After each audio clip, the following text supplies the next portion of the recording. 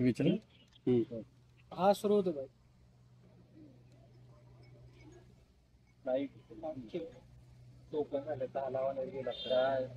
तुम्ही पलटणमध्ये दाखल झालेला आहात, किती वाजता पोलीस स्टेशनला जाताय? आज काय कोणाच्या विरोधात तक्रार देणार आहात का की फक्त काही मागणी केली जाणार? नाही, तक्रार वगैरे काही कोणाच्या विरोधात द्यायची गरज नाहीये. मला असं वाटतंय की याच्या आधीच्या मी तब्बल 3 ते 4 पत्रकार परिषदा घेतलेत आणि त्या पत्रकार परिषदांमध्ये माझी भूमिका मी अत्यंत स्वच्छपणे मांडलेली आहे. आणि माझं पुन्हा ते आणि तेच म्हणणं आहे की 4 पाणीपत्र जे डॉक्टर संपदा मुंडे यांनी लिहिलेलं होतं, त्या 4 पाणीपत्राला सुसायडल नोट ट्रीट केलं जावं. या पत्रामध्ये तिच्या मृत्यूचं कारण आणि कारणीभूत असणारे लोक यांचे नामोल्लेख आहेत. त्या सगळ्यांवर आरोपपत्र दाखल करण्याची गरज आहे. त्यांना चौकशीच्या कक्षेत घेतलं जावं आणि मृत्यूपर्यंत तिची ज्या पद्धतीने एक विटंबना करण्याचा अत्यंत गलिच्छ प्रयत्न राजकारण्यांकडून केला गेला त्याला चाप बसण्याची गरज आहे. शिवाय आज पीडितेच्या नातेवाईकांचे जबाब नोंदवले जाणार आहेत आणि त्या दृष्टिकोनातनं पीडितेचे नातेवाईक हे सुद्धा आता दाखल झालेले आहेत आणि त्यांच्या सोबतचा तो जबाब नोंदवणे हेही अत्यंत महत्वाचं आहे. याच्यामध्ये आम्ही SIT ची तर मागणी केली नव्हती. माझी स्वतःची जी मागणी आहे ती उच्च न्यायालयाची उच्चस्तरीय समिती नेमली जावी. कारण आपल्याकडे खूप साऱ्या SITs होतात आणि त्या सगळ्या SITचा काही फार उपयोग होत नाही. आपण फक्त SIT नावाला होते आणि त्याने काही फार होतं असं मला काही चित्र दिसत नाही.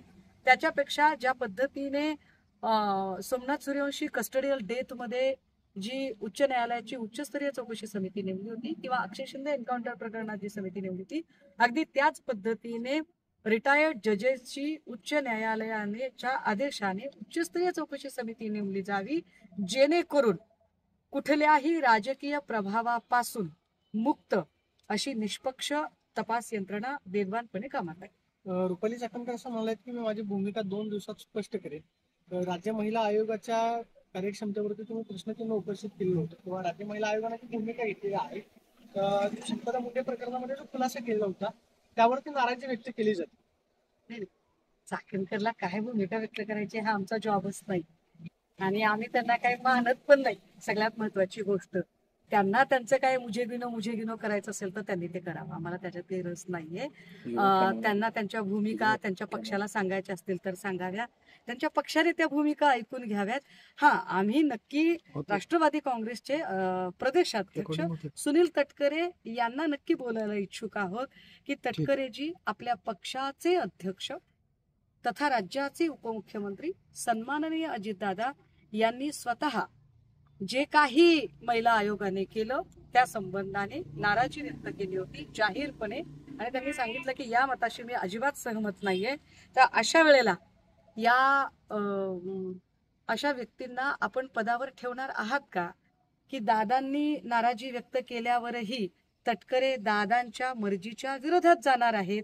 एवढं नक्की मला तटकरेंना विचारायला आवडेल. ताई, तुम्ही आज नेमकं फलटणमध्ये काय नेमकं करणार आहात? नाही, काय करायचं काय दादा, आपण लहान माणसं, आपण काय करणार नाही. करायला त्यांनी करावं. आता त्यांनी काहीतरी खुर्च्या बिरच्या मांडल्या बाबा, स्टेज बीज घातला, काहीतरी केलं. आपण काय करणार आहोत? आपण साधी माणसं आहोत. आपल्याला पोलीस एक खुर्ची पण मांडू देत नाही. आपण पोलिसांना विनंती करू शकतो, आपण पोलिसांना बोलू शकतो, आपण खूप साधी माणसं आहोत. पण जर त्यांना एवढं वाटत असेल की नाही मी संध्याकाळी 6ची वाट बघतो, तर माझं पुन्हा म्हणणं आहे 6ची कशाला वाट बघता? मी तुमच्या गावात पाहुणी आहे की नाही? मी तुमच्या गावात पाहुणी आहे, तुमची बहीण आहे आणि तुम्ही अत्यंत सज्जन आणि सभ्य आहात यावर माझा विश्वास आहे.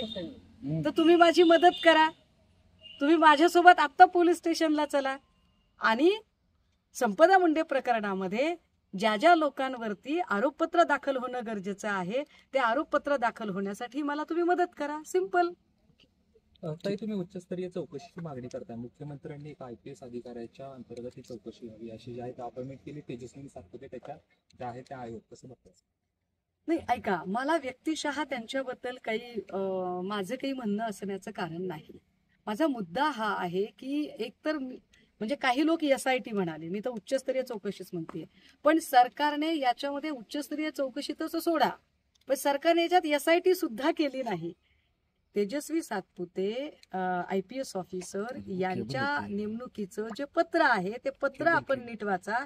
त्या पत्रामध्ये स्पष्टपणे असं म्हटलेलं आहे की एकूण तपासावर देखरेख करण्यासाठी एका अधिकाऱ्याची नेमणूक केली जाईल.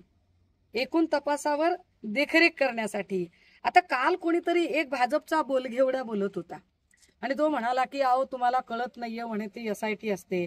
आता तुम्ही मला सांगा बाबा, इथे माझ्याकडे पत्र आहे ते डॉक्टर संपदा मुंडे यांच्या आत्महत्येबाबत दाखल गुन्ह्याच्या तपासावरील देखरेखीबाबत.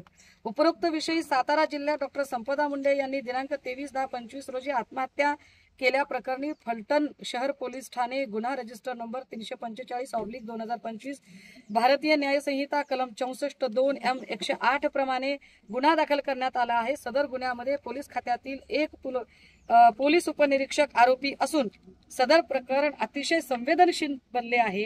तरी सदर प्रकरणाच्या तपासावर योग्य पद्धतीने देखरेख करण्यासाठी श्रीमती तेजस्वी सातपुते समादेशक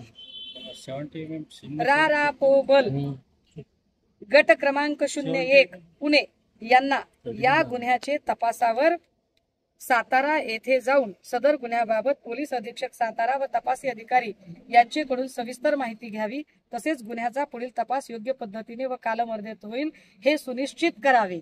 याच्यात कुठे SITचा उल्लेख आहे? SIT म्हणजे स्पेशल इन्व्हेस्टिगेशन टीम, म्हणजे विशेष तपास पथक, म्हणजे एकापेक्षा जास्त अधिकारी का म्हटलं जातं? कारण एकाच अधिकाऱ्याची मोनोपॉली होऊ नये म्हणून, एकाच अधिकाऱ्याने स्वतःच्या एकट्याच्या मूडने काम करू नये म्हणून. मग विशेष तपास पथक कुठे आहे? पथक नाहीये, देखरेखीसाठीचा एक अधिकारी आहे. And it's not enough. त्याची अजून वेगळी पण कारण कदाचित सांगता येऊ शकतील, ती पुन्हा मी नंतर सांगेन. पण तुर्तास एवढं नक्की सांगते की हे सगळं जर बघितलं तर ते राजकीय प्रभाव मुक्त होऊ शकत नाही. सबब उच्च न्यायालयाची उच्चस्तरीय चौकशी समिती असणं गरजेचं आहे आणि या संदर्भात आम्ही ऑनरेबल कोर्टमध्ये सुद्धा रिट दाखल करत आहोत. थँक्यू.